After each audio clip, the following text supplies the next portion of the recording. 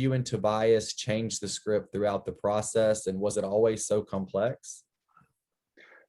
We changed it a lot. We wrote, I never written on a script over such a long period of time as I did on this one, and I never been on something that's changed as much. And but I think the good thing is that it layered up. So we kept changing it, and we evolved as writers and as human beings. We started off with very young families, with young kids, young wives, and as we matured, the problems that we'd encountered in our relationships, matured, and we put that into the story as well. And I think our starting point was basically, we saw a lot of our friends and everybody, getting a divorce. We were sort of intrigued, why are so many people that comes in with such ambitious and idealistic views of the relationship? I mean, this is the one. This is the one they want to put everything into, and more than anything, they are going to find happiness through this relationship. And then something goes sour and they end up getting a divorce, and they might even leave kids. What the hell is going on in this relationship that it doesn't work out? And so that was sort of the initial work we did. And we went to couples therapy together, just to, have the therapist tell us, what's the common problem that makes couple go not work together and split up. But to me, at least, as the years evolved and we kept our relationships successful, or at least we are still together with our respective wives, I've become more and more interesting, not as much as why we split up, but how can we stay together? Or that it's quite an amazing situation that we even have sort of a modern relationship, because the kind of stressor and pressure we put on it, it's doomed to fail. It's something, yeah. That's really interesting, Christoffer. Tell me a little bit about what you learned in couples therapy, like what causes relationships to fail and what causes he them. Had a very, his main theory, I think we talked to a couple of people, but the one that we really stick together was basically, he had this sort of software analogy and said that the people that they could talk to each other, but they wouldn't realize the subtle changes that always occur in people over time.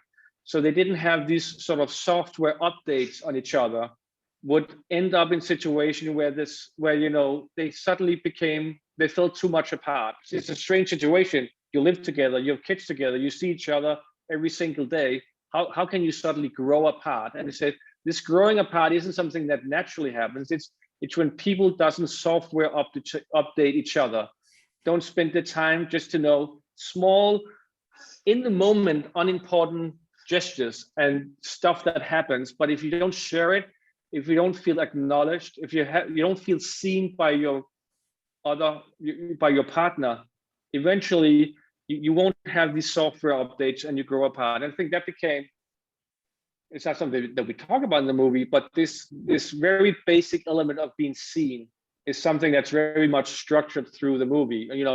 There's a basic need in all relationships of feeling appreciated and feel being seen by your partner.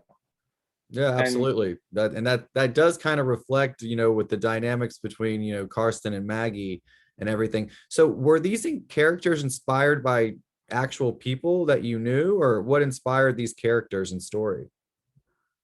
I can't say who inspired, because I would lose dear friends and people around me. But, we had friends and families that were divorced, and they all had crazy situations. So this is not a story about a relationship that turns really sour and it's a war of the roses. I mean, we've got lots of stories about those. But it's just about all these very interesting elements that happens that also in this script turns it to almost a thriller, because suddenly something that's just a relationship, suddenly the outside pressure, people want something from you, you are in a dilemma, you want to give them that, but at what cost?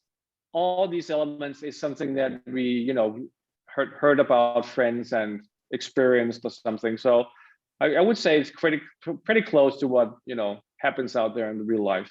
Well, it's so authentic, and that's really portrayed. It's really so much. It's so human. It's so authentic. The relationship, the dynamic, the exchange.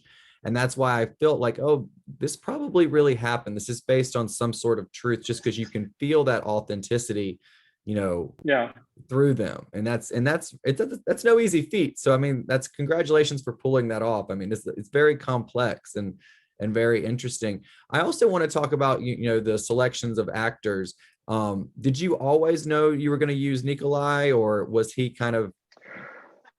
I mean the script evolved so much over time, so there was never a really fixture on who should play Carsten until we ended up having a final script after many years and you know accepting this is the script we're going to do, and then suddenly I had a really hard time figuring out, well, who's going to play this, because he's such a strange character and he's very different from what I've done before. And then I realized that Nikolai would just be absolutely perfect. I never worked with him before, but I gained a real appreciation for his craft, and he's done some really complicated and very interesting roles. One of my good friends had made a movie with him where he also did something completely different that I've seen and ever done before, the Suicide Tourist. So he's just done stuff where I could just see he's really engaged in the craft of and the skill of fine-tuning his acting abilities. And he's just I mean, he has a great sense of him and a great look. So I went to Nikolai, and it was a very easy situation. I contacted him on a Friday, I think. He was in LA, I was in Copenhagen. He said, send me the script. He had it Saturday, and Sunday he emailed me and he said, let's do this. And so that was very uncomplicated. And Katrine, I worked with her before, so I knew that she's quite amazing and unlike any other actress in Denmark. Yeah. She's a great actress, but she has that specific look and sensibilities that she has. There's no one quite like her in Denmark. She's quite extraordinary. Yeah, and there's one line, you know, when they're sitting there talking about what they want in life, and he says, you know, anything's possible as long as you're attentive, dedicated, and passionate. And she says, you know, he's comparing it to a kitchen, you know, life in the kitchen, but she's like, that applies to life in general. And I just thought that was such an introspective line. Where did that come? Can you talk a little bit about that? I felt that there was something about it should be two people that actually they fall in love, not about they fall in love with the ambition of the other. That sometimes you meet people and the ambition that they have and the skills that they have, that's what you really fell for. And I just want to have a very simple first meeting, and what they see in each other is that there's an acceptance of being ambitious. And I think that's the thing I talked about Katrine, about Maggie, is that she had to hide the ambition that she has. Everybody says you can have this but not the other. You want to show you want to have that. That means that you can't, you know, there's always a trade-off. And finally she meets a guy that says there's no trade-off. I mean, we can get everything.